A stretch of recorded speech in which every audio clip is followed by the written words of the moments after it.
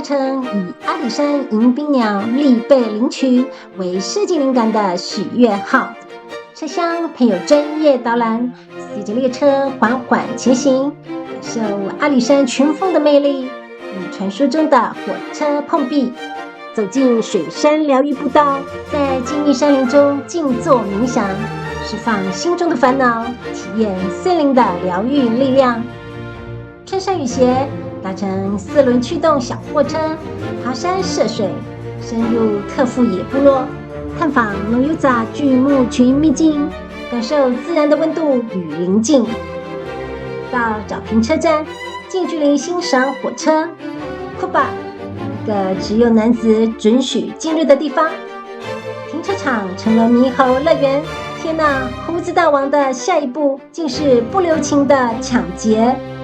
喂食梅花鹿，感受它们温柔的眼神，惊叹第一的色彩世界。传说幸运的人能看到雪藤开花。Hello， 大家好，我是 Emily。这次我参加了由雄狮旅行社和 Roots 共同策划的森林阿里山林铁许悦号水山森林疗愈特富野邹风起高铁3日游。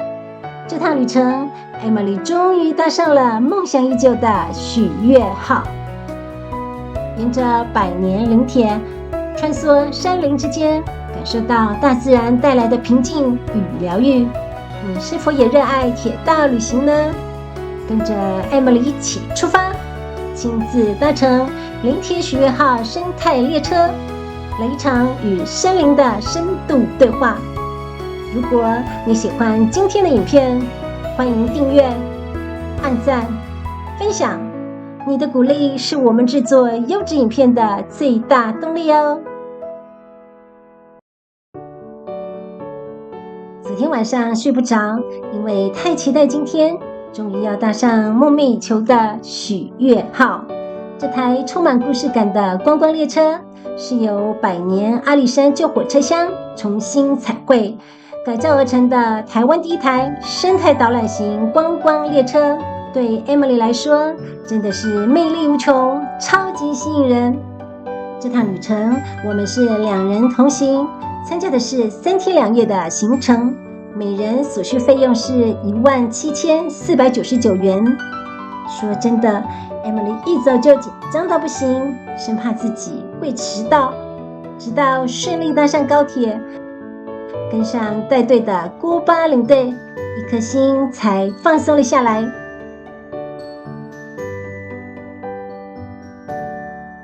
8点54分抵达高铁嘉义站，我们在2号出口集合。等郭巴领队点完名之后，就准备搭上游览车，开启这趟期待已久的旅程喽。这次的旅程，每位参加者还能获得一件限量的 Roots Taiwan Day 系列指定 T 恤，以及一张500元的 Roots 抵用券，真的超划算。我们的第一站竹鹿部落文创园区到喽。我们是哪边来的朋友？台北，欢迎台北的朋友，所以这边应该不是那么熟悉。这里是属于嘉义县阿里山乡在那边哈，我们是阿里山乡的邹族人，我们是唯一一个在番路乡的邹族人的部落，叫做竹鹿部落。这个是因为当年竹鹿社区是在88风灾后，由阿里山上的8个邹族部落迁移到山脚下所建立的新家园。传说中，这片土地曾经是邹族猎捕梅花鹿的猎场遗址，为了纪念祖先的生活足迹，因此命名为竹鹿。梅花鹿走到我们面前的时候，哪一片叶子面向梅花鹿，这样子手伸直举高，梅花鹿看到你们这个动作，它就会跟你们点头。梅花鹿含到你的手指头的时候，它会瞬间退开它的牙龈，退开去咬这个叶子，所以你们不要紧张。哎，那个阿嘎它咬我，谁骗人呢？谁梅花鹿咬你的？梅花鹿不咬人的。喂完它，我们就可以摸它身体、脖子、头都可以摸，温柔的自然去摸它，它就不会跑掉，它就不会害怕。不要去摸屁股。还有小朋友、大人一样，习惯里面的园区之后，不要去追梅花鹿，或者是把它卡住在那边拍照，不要做这个。这些可爱的梅花鹿完全不怕生，超疗愈。记得喂完要洗手，爱护自己，也保护它们哦。接下来我们来到优格蛙书剧场，这里有精彩的邹族传统歌舞和文化故事演出。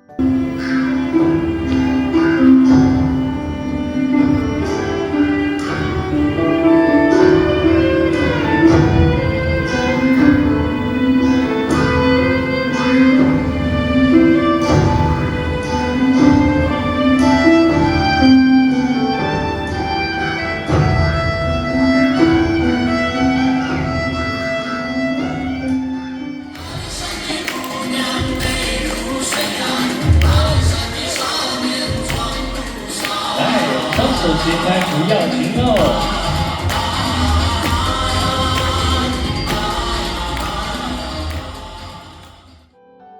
表演结束后，我想大家一定肚子饿了吧？ Emily 要带大家来园区内的奥马菲餐厅，品尝充满部落特色的邹族创意料理。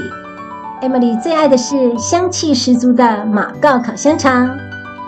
梅干炒椒膏笋咸香下饭，最后这大甜点冬瓜马告粉圆清凉又解腻。Emily 不客气，喝了2碗哦。午餐过后 ，Emily 来参观园区内贩售快木制品和芳香精油的小店。喜欢木质香气或对天然疗愈商品有兴趣的朋友，不妨也来逛逛，说不定会有意外的小发现哦。精彩的重头戏即将登场，我们搭乘游览车来到奋起湖车站，准备搭乘梦想已久的许愿号前往阿里山。一下车，天空下起了雨，大家纷纷撑起雨伞。Emily 并没有因此感到失落，毕竟每次出游几乎都是晴天，这次反而是难得的机会。我想体验一场雨中行驶的火车，感受另一种属于阿里山的浪漫与静谧。今天的行程从奋起湖出发，经过十字路、2万坪，最终会抵达阿里山。在白雾弥漫的大雨中，许愿号早已静静地在等待着我们，好激动啊！这是 Emily 和许愿号在雨中浪漫的初次相遇，但是也差点淋成了落汤鸡。许愿号的外观以深蓝与橘色为主色调，灵感来自雄性栗背领取，鲜明的羽毛。走进车厢，则换上雌鸟温柔明亮的鹅黄色，带来温馨舒适的氛围。最吸睛的是，它设有360度透明驾驶室，乘客可以直接欣赏列车前方的景色。瞭望席配备有360度可旋转座椅，无论哪个方向都有绝佳视野。包厢席为家庭或团体游客提供半隐秘空间。每节车厢都设有8声道环绕音响，让乘客可以聆听森林的声音，感受听觉上的响宴。车窗内的大片玻璃窗设计，无论你坐在哪里，都能一览窗外的美丽山林。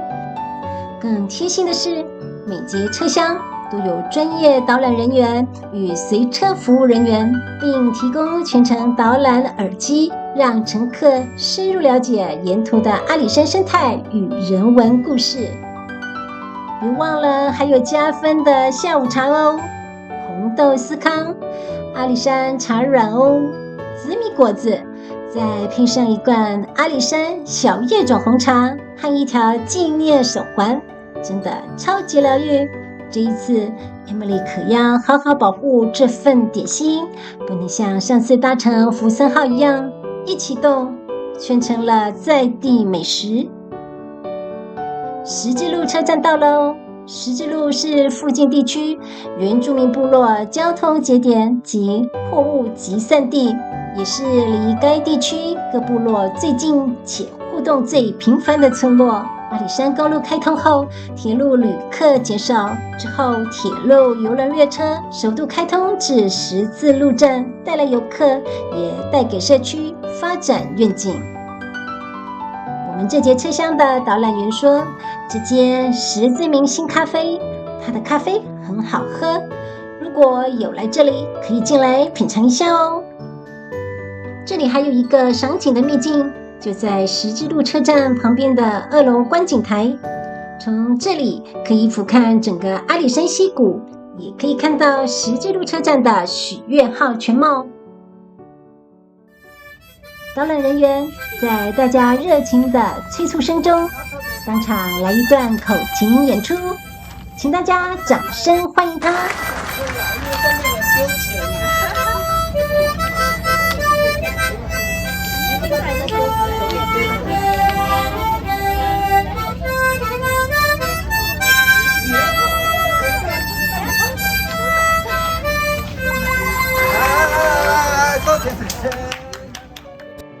出发前往2万坪车站喽！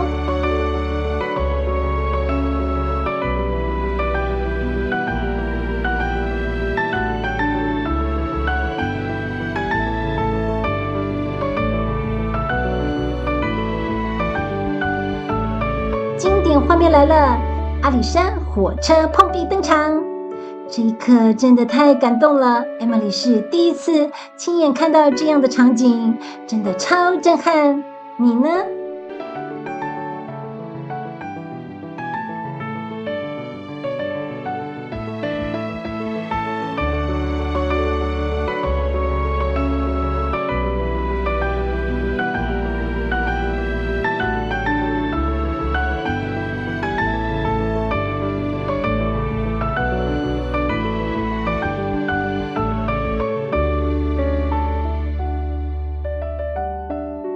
接着，我们来到了2万坪车站。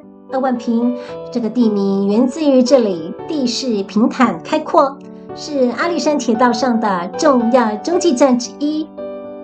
车站前方就是观赏日落与云海的热门地点，尤其秋冬季节，这里的云海壮阔，就像汹涌的海潮一样，翻涌在山谷之间，真的超美。今天我们是特别来看夕阳的，但没想到天公不作美，整个山谷被白云笼罩，日落缺席，但云雾现身，为这趟旅程添上一抹诗意的意外惊喜。我们这节车厢的导览人员特别带领大家走了一小段2万坪步道。这条步道又被称为黑森林步道，因为沿途的柳杉笔直高耸，密密麻麻遮蔽了阳光，即使是正午时分，也只有些微光线能透过林间洒落地面，难怪会有黑森林这样神秘的称号。我们停留的时间还不到1个小时，列车就被云雾吞没，而2万坪步道在这片雾气中更显得仙气十足，仿佛进入一座被时间冻结的森林秘境。隐身在2万坪车站旁边的是一段鲜为人知的铁道秘境——三角线。这种专门用来调转车头方向的铁道路线，在整条阿里山林铁中，只有竹崎站和2万坪站拥有这种三角线哦。紧接着，许愿号还带我们前往神木车站，可惜神木在1956年遭雷击受损，1997年又历经风雨侵袭，出现倾倒风险，最终林业保育署于1998年决定将其放倒，让游客能近距离欣赏这段壮丽的自然遗迹。傍晚5点左右，我们回到了阿里山车站，在薄雾中与许愿号道别喽。明天的旅程是走进森林，用脚步和心灵去感受大自然的疗愈气息。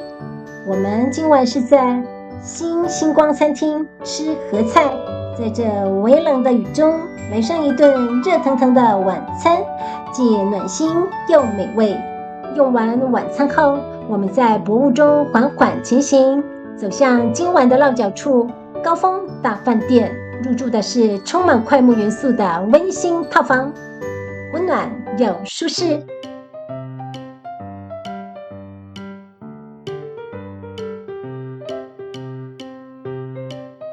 嗨，大家早安！昨晚睡得好吗？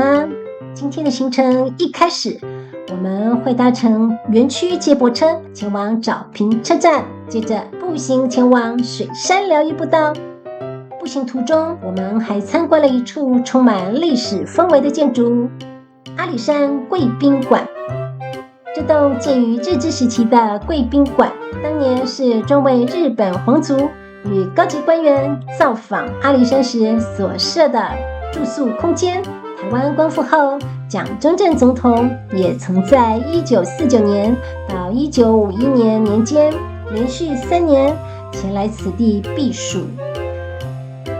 参观完阿里山贵宾馆后，我们来到了860公尺长的水山疗愈步道。闭上眼睛，感受周围的环境声音。吐。走下坡时，可以面向天空，将体内的浊气吐出。藏，可以将心中的烦恼和压力向树洞诉说，让树洞默默为你保存。卧，可以躺下，仰望天空，放下心中的烦忧。这是一条结合昔日阿里山森林铁道文化与探访水山红块巨木的步道。漫步在其中，仿佛走进森林时光隧道，身心灵真是无比的放松。这棵是园区内体型最为庞大的水杉巨木，树龄约有1080年，高达30公尺，气势雄伟。因为附近正是阿里山的重要水源地，因此它也被称为水源巨木。穿越这棵千年巨木后，迎面而来的是全长1.6公里的水山步道。这条步道的前身是阿里山森林铁路的水山支线，在停驶后重新规划为林间步道，保留了简易月台和仿古木岩桥等原始风貌。步道平缓好走，非常适合大众健行哦。走进旧铁道遗迹之间，不只是走路，更像是在时光中漫步，静静感受那段属于林铁的历史记忆。我们走回到了沼平车站，这里是观赏列车进出站的绝佳位置。对喜欢火车的朋友来说，无论是拍照还是静静欣赏，都能捕捉到相当精彩的画面哦。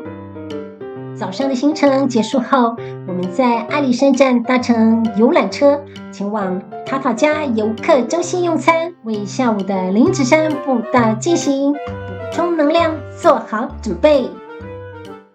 哇，停车场好多猕猴哦！真的好多猕猴哦！等下你们走不动，吃个毛地碗搞不好又有力啊！不要我讲一讲，你们就真的去吃了。这摸起来很舒服啊。对啊，我不敢摸啊。中午大家享用着热腾腾的合菜，一道道佳肴陆续上桌，香气四溢。但我的心早已飞向窗外，因为外头的雨越下越大，让人不禁担心起接下来的行程啊。惊喜来了，雨停了，我们立刻把握这短暂的空档，迅速整装出发，搭上游览车，一路来到上东埔停车场，准备朝着玉山登山口迈进，展开下午的健行旅程。这棵大铁杉矗立在南西林道1.4公里与玉山林道交叉路口，海拔约2740公尺，年约600岁，高耸入天，是塔塔加步道的重要地标哦。大家有发现吗？树皮都剥落了，这是因为每年在5到10月鹿角生长期间，水鹿会大量啃食树皮，具体是什么原因还不是很清楚。可怜的树呀！天驾的时候，大家可以选择从南溪林道践行，直接抵达玉山登山口。如果天气晴朗，可以改走另一条路线，攀上林子山，同样能抵达玉山登山口哦。今天因为天空飘起了雨，我们决定改走南溪林道践行，选择这条较为平缓的路线。我们的植物真的非常多样，包括连这面墙，你看这样美不美？你光这样看就很美，好像那个水族箱有没有？你看，好多种哦。就这么近拍的时候，会看出很多世界，有没有？这么就一幅画。哎，这个小心哦，碰到这个，这很好吃啊，很好吃。泡面的时候有没有？这个我们讲说哦，把它拿到这个开水穿烫之后就可以吃。那这个是有毒的植物，就是荨麻科的，叫咬人猫。小铁山哦，啊，铁杉的叶子长，你看很可爱啊。这就是铁杉的叶子，铁杉的树。冰也搞出来了。真的、猴子，好大个猴子。这哦，这猴王。哇，猴王的姿态啊！对，这就是猴王的姿态。其实你看久了就知道。猴王好眼力，竟跳到女团员的身上抢夺雨衣，在一阵尖叫声中，还好没有成功。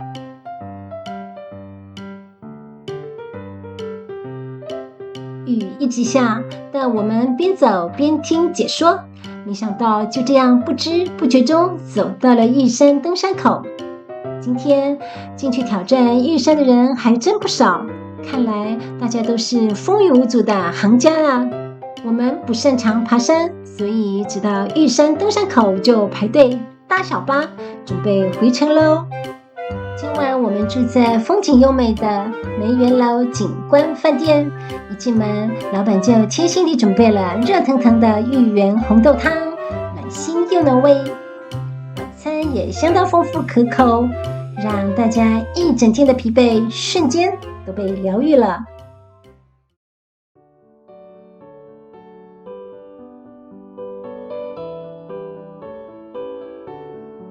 嗨，大家早安！这是饭店前方的景观。这2天雨下又停，现在又开始下起了雨。今天要搭乘9人座的车子前往神秘的特富野部落。但是周主他很会跑，他200-300年前跑就是追传说，你们有去过日月潭的话哈，追那个白鹭嘛。追到日月潭，发现那边山明水秀，把自己的族人迁到那边去以后，然后过了200-300年，跟这边讲话已经不通了，不一样了，所以他们就成立了那个少族。好，我们现在要做的就是这种啊。这个是所谓的这个敞篷的林道专用车蓝宝坚尼哈，今天让你们体验早期锅巴爬山的那一股过程的新疆。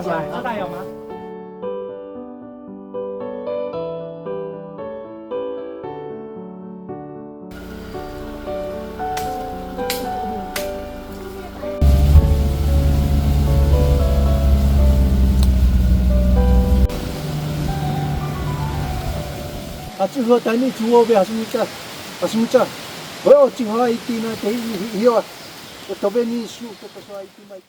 你们一路这样走过来，除了我们生活上会用到的一些那个水管以外，我们这边几乎是没有文明世界的东西。我们要呈现的就是这样的一个容貌给你们看看。有别于别的一些地方哦，他们已经有用文明的像木栈板啊。让大家会走起来比较轻松。可是我认为真正的古道就是要呈现这样子，与其说它是古道，倒不如说它是受祭。当地的邹族导游还贴心地请我们品尝狩猎人的便当山猪耳粽，口感扎实，又带着淡淡的烟熏香气，真的是满满的部落风情，超贴心。导游说，如果继续往更深山里走，还有体型更壮观的巨木等着我们。但因为今天下雨，路面湿滑，为了大家的安全，这次就只能走到这里哦。虽然行程稍稍被天气打断，但这趟走进原始森林，亲眼见证巨木传奇的旅程，真的令人难忘。回程，我们在拉拉克斯火塘璞石餐馆吃午餐。吃完午餐，你以为要回去了吗？不，还有库巴还没参观哦。库巴是邹族男子集会所，也是部落政治、经济、宗教和文化活动的中心，更是年轻男性学习文化、训练体能和进行记忆的重要场所。这里有天神降临的神圣空间，只有部落内成年男子准予从正门进入，女人是不能触摸也不能进去的哟。下午我们来到望来山爱情大草原，广阔的草原上点缀着多座造型独特的装置艺术，是情侣们回味甜蜜时光、拍照打卡的热门景点。走进店内，迎面而来的是清凉的冷气和阵阵凤梨香气。夏日炎炎，吹冷气，免费试吃凤梨酥和果醋，你是不是赚到了呢？转眼间，3天的旅程也即将画下句点。旅程中最让你印象深刻的是什么呢？在水山疗愈步道里，Emily 特别被藏这个字深深吸引，仿佛她正静静地对我说，把心事交给森林吧，那些无声的秘密都悄悄地藏进了大自然的怀抱中。喜欢大自然的你，赏枫季节即将到来，和 Emily 一起搭上这台会呼吸的森林列车许愿号，穿梭在林间，感受阳光洒落车窗的温度，来一趟自己送给自己的静心旅行。我是 Emily， 如果你喜欢 Emily 今天的影片，欢迎订阅、按赞、分享，并开启小铃铛。下期见哦！